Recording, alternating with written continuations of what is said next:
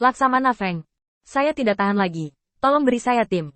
Saya akan bunuh diri ke sarang kosong ini dan mengambilnya dengan tangan saya sendiri. Bahkan jika saya mati, saya akan mundur beberapa kali. Feng Tianxing meletakkan tangannya dengan cemas, matanya dingin. Memberimu tim untuk memperkuat kekuatan lawan?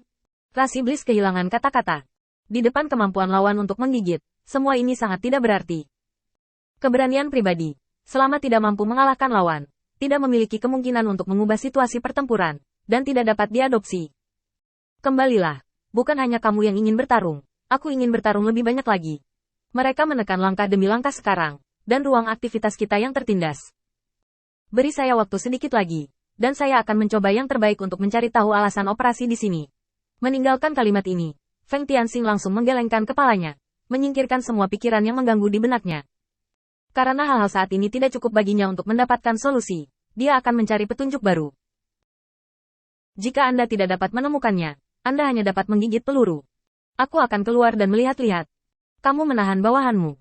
Jika ada yang berani melanggar perintah, mereka semua akan dipenggal. Setelah berbicara, Feng Tianxing menghela nafas pada sekelompok setan. Lihatlah budak manusia, betapa tenangnya mereka, tidak sombong atau terburu nafsu, tidak terburu-buru, lihat dirimu, monyet gelisah. Kalimat ini langsung membuat para demon yang hadir tertegun. Bisakah ini dipuji juga?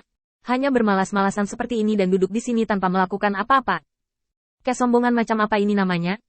Apakah itu layak dipuji? Feng Tianxing tidak terburu-buru untuk menjelaskan. Dia hanya menghela nafas lega dan mengatakan ini. Kamu secara alami akan mengerti di masa depan. Sekarang, beri aku kendali yang baik pada bawahanku. Aku masih mengatakan itu. Kamu bisa memutuskan sendiri. Setelah itu, Feng Tianxing pergi. Situasi saat ini tidak optimis, tetapi ini hanya untuk Feng Tianxing. Setelah kemenangan awal, iblis di tempat lain jatuh ke dalam hiruk-pikuk gesekan internal yang tak terbendung. Menggunakan tubuh iblis untuk menghadapi iblis, dan untuk memperluas secara sembarangan. Ini adalah situasi pertempuran di bawah iblis, dan mereka semua dirancang dengan sangat hati-hati. Feng Tianxing memiliki pemikiran yang tak terhitung jumlahnya di benaknya di sepanjang jalan. Akar dari semua ini adalah pikirannya mulai berubah. Apakah Anda ingin mengakhiri ras iblis sendiri, atau membiarkan ras lain yang melakukannya? Jika itu tidak diselesaikan sendiri, meskipun agak disesalkan, itu tidak dapat diterima secara keseluruhan, dan makhluk void ini sendiri hanya tahu sedikit tentang umat manusia. Mungkin itu adalah kesempatan. Tapi sekarang saya belum melihat konfrontasi antara void tingkat tinggi dan ras iblis tingkat tinggi. Tidak mudah bagi Feng Tianxing untuk membuat penilaian. Setelah berpikir sejenak, Feng Tianxing memutuskan untuk bertahan melawan makhluk kosong, bukan untuk hal lain, tetapi untuk mengulur waktu untuk bernapas dan bereaksi. Apapun pilihan yang dibuat, Feng Tianxing perlu membuat pertimbangan khusus, dan itu tidak dapat diselesaikan hanya dengan satu kalimat. Semuanya perlu diputuskan berdasarkan situasi pertempuran di puncak ras iblis. Lebih baik mencoba memahami makhluk kosong ini sekarang. Bahkan jika Anda tidak harus membawa setan untuk menghadapi mereka, Anda harus membawa manusia untuk menghadapi mereka di masa depan. Memikirkan hal ini, Feng Tianxing menggelengkan kepalanya dan menyingkirkan pikiran yang mengganggu di benaknya. Saat Feng Tianxing berangsur-angsur mendekat, di dekat garis pertahanan ketiga yang dia dirikan di awal, masih ada setan yang muncul dari bayang-bayang, dan aliran setan mengalir deras ke kota setan. Bagi setan-setan ini, kota ini selalu terbuka untuk siapa saja yang datang. Tiba-tiba, rasa tidak nyaman datang ke hati Feng Tianxing. Dia dengan cepat jatuh, dan matanya tertuju pada sekelompok setan yang telah berkeliaran di kota. Matanya menyapu dengan cepat, dan dia dengan cepat melihat setan-setan ini. Tidak ada kelainan yang ditemukan, dan energi spiritual dieksplorasi lagi. Tetapi Feng Tianxing masih tidak merasakan adanya kelainan. Dengan sedikit keraguan, Feng Tianxing menangkap beberapa setan lagi dan meminta mereka datang untuk memeriksa dengan cermat. Dan apa yang disebut inspeksi Feng Tianxing adalah membaca ingatan mereka secara langsung. Tidak ada petunjuk yang ditemukan dalam ingatan mereka, jadi Feng Tianxing membiarkan setan-setan ini pergi untuk sementara waktu. Mungkin aku terlalu banyak berpikir. Pada titik ini, Feng Tianxing berhenti dan melarikan diri ke hutan lebat di dekat kota, secara bertahap mendekati batas makhluk kosong. Pengamatan dekat adalah cara terbaik. Saat ini, makhluk void ini tidak berniat menyerang. Sebaliknya, mereka menimbun sejumlah rata-rata makhluk void yang awalnya tersapu seperti gelombang hitam. Sekarang mereka semua mulai berkumpul, dan mereka tidak lagi bermaksud mendorong Feng Tianxing ke atas tanah.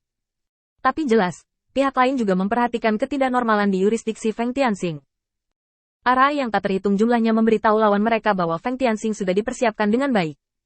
Perubahan lawan Feng Tianxing meletakkannya di belakang pikirannya setelah berpikir sebentar.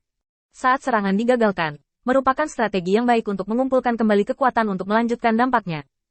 Pada saat Feng Tianxing santai, dia tiba-tiba melihat bahwa di dalam tubuh seekor anjing, seekor iblis lahir. Kerasukan kota itu terbang menjauh. Pikiran Feng Tianxing bergerak, dan dia menempelkan energi spiritual pada iblis ini. Kemudian, Feng Tianxing memilih mundur. Mengikuti ras iblis sampai ke kota tempat dia tinggal sebelumnya, Feng Tianxing melihat kesempatan itu, meraih ras iblis dan terbang ke udara. Dan pada saat tembakannya, kekuatan guntur dan aura bersama-sama menghancurkan segala sesuatu di sekitarnya. Putuskan hubungan antara iblis ini dan tubuhnya. Pada saat telapak tangan Feng Tianxing bersentuhan, suara bising yang tak terhitung jumlahnya langsung masuk, dan ada rasa sakit yang menggelitik di benak Feng Tianxing. Pada saat ini, pandangan Feng Tianxing tiba-tiba menjadi sangat lebar. Dia melihat pemandangan di dalam kota, dan juga melihat perspektif kosong dari medan perang ini di kejauhan. Penglihatan berantakan yang tak terhitung jumlahnya hadir. Jika bukan karena kesadaran luas Feng Tianxing, dia akan terpesona oleh keterkejutan saat ini.